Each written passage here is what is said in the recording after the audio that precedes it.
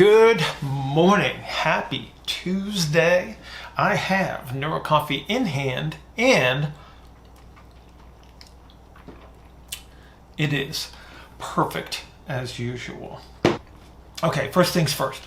There's a lot of representations that get thrown into this anterior pelvic tilt category, and I think it has to do with some of the ways that have been used to identify this and people chasing some sort of magical static orientation that seems to be ideal. We always want to think dynamically rather than statically. We're not trying to capture some sort of ideal posture. There's no such thing as neutral spine or things like that.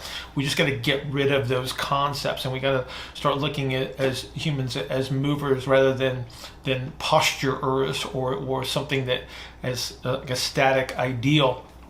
I think that, like I said, one of the ways that have been utilized to identify what is sort of optimal is comparing the ASIS to PSIS orientation. And any time that we see this PSIS higher than ASIS representation, then it gets branded as an anterior pelvic tilt, but that doesn't account for any of the relative motions that occur between the sacrum and the ilium. They're just making this assumption that this is the entire orientation of the pelvis, which is what we talk about. But we have a better way to identify that rather than relying on motion palpation tests that have been demonstrated to be pretty unreliable under most circumstances. But let's talk about why this may even occur in the first place, where I get the entire orientation of the pelvis. So a couple things. We've got some structural issues that might be an influence. So we talk about my archetypes of the wide and the narrow. They will present in a number of ways, from sort of like this foundational representation to superimposing superficial strategies. So we're going to talk about that a little bit as we build on that. So structure is definitely an influence. You have to take into consideration everything that you do from a movement perspective. So how much you move or how little you move is an influence. There's training influences that when we're chasing certain adaptations, there are definitely going to be influences.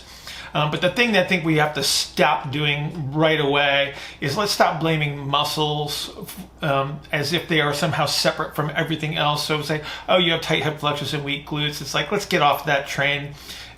It's not helpful for anything. But the thing that you start to recognize is that the end result of whatever you see and whatever limitations you have is the predominating adaptations that are associated with everything that you do. All right, so now let's talk about representations. So I have my archetypes of my wides and my narrows, and so one of the things we want to represent here is the fact that when I have a narrow representation, I'm going to have the counter-nutated sacrum relative to the ilium. And so right away, if you're a motion palpation person, you're going to say, oh, this person's in an anterior pelvic tilt, even though they have the counter-nutation of the sacrum. It would be better, though, if we would look at the hip rotation representations of this. So under normal circumstances for our narrow ISA archetype, so if they are biased towards inhalation under those circumstances, they'll have 100 degrees of total hip excursion, give or take a little bit, but they'll be biased towards more external rotation and less internal rotation. So if you look at the textbook, and the textbook says you have 60 ER, 40 IR, they're going to be biased towards a little bit more external rotation and a little bit less internal rotation. So let's just say that they are biased towards 80 degrees of external rotation and 20 degrees of internal rotation. You would say, oh, this person is probably going to be this representation of a narrow ISA. So the goal here under those circumstances is we have an inhaled pelvic representation. We want to teach them to capture an exhaled pelvic position, which will help reorient this ilium into internal rotation. We'll capture some nutation.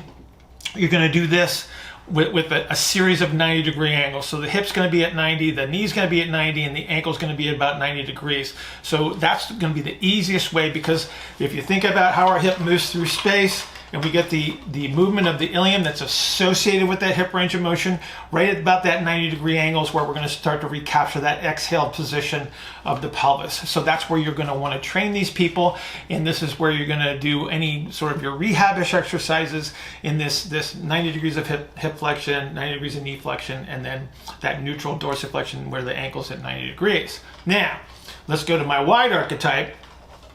And so we're going to see a pelvis that looks like that. So this is the exhaled representation. So obviously we want to move them towards an inhaled representation. The easiest place to do this is with early propulsive strategies. So this is your heels elevated type of activities with the hip closer to traditional extension. And this is going to help us to expand posteriorly. We create the yielding strategy posteriorly, and this is going to help us recapture that hip extension that we're probably missing. So remember that your wide ISA people, as a standard representation, they're going to be biased a little bit more towards internal rotation, a little less external rotation, but as long as they get a hip excursion of about 100 degrees, that they're only showing their structural bias. Now, if we have anterior orientation, the entire pelvis that is orienting forward, so the sacrum and the ilium are moving together, you're going to experience a loss of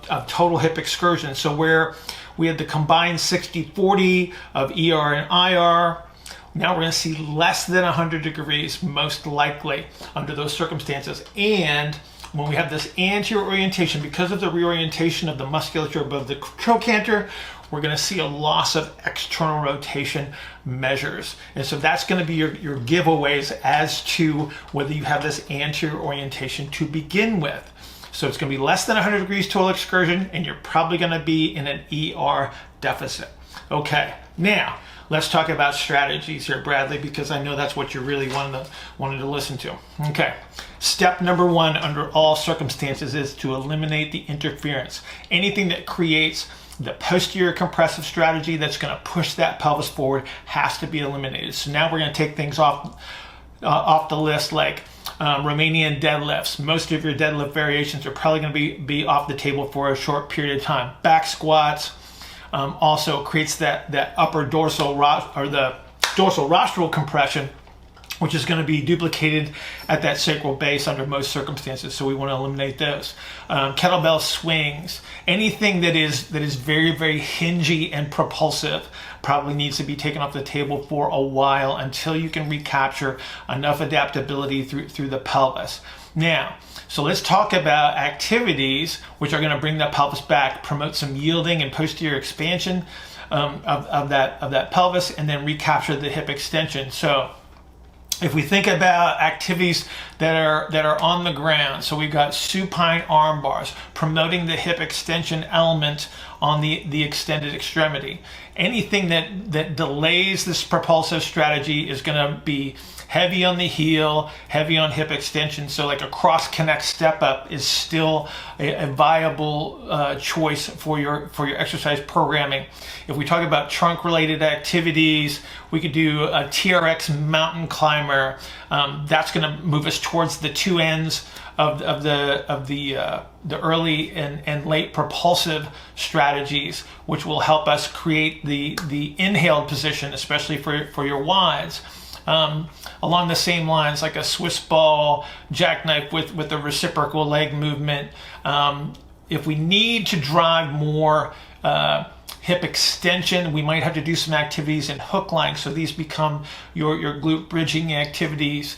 We can progress those to, say, an alternating hip lift with your back supported on a bench.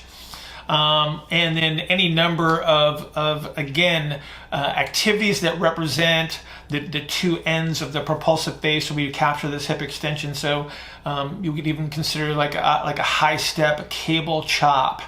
The thing that I want you to understand here, Bradley, number one is you got to look at your programming and start to eliminate the interference, and then understand what you're looking at. So take your archetypes into consideration, and then capture the posteriorly oriented position. It's not about trying to find this one ideal. It is about moving people back and forth between these full excursions, so we have full adaptability through the pelvis, and the hips. I hope that's helpful for you, Bradley. Have a great day, everybody. I will see you tomorrow.